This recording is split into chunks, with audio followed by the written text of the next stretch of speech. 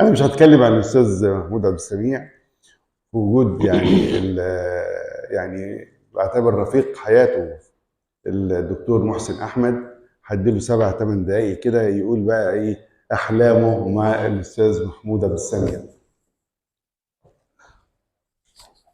بسم الله الرحمن الرحيم. اتفضل.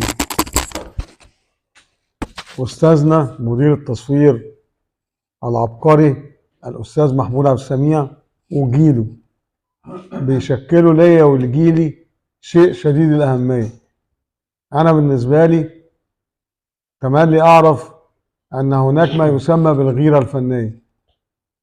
جيلي أنا وزميلي الأستاذ طارق التلمساني شفاه الله، طلعنا بعد جيل الأستاذ محمود والأستاذ سعيد الشيمي والأستاذ محسن نصر الله يرحمه والدكتور سمير فرج.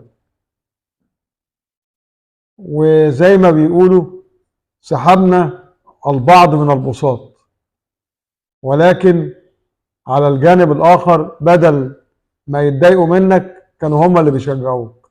هذا الجيل العظيم المحب للآخر، ومنهم أستاذنا الأستاذ محمود عبد السميع اللي عمل لتاريخ السينما المصرية كوكبة من الأعمال اللي هتظل نتذكرها جميعا.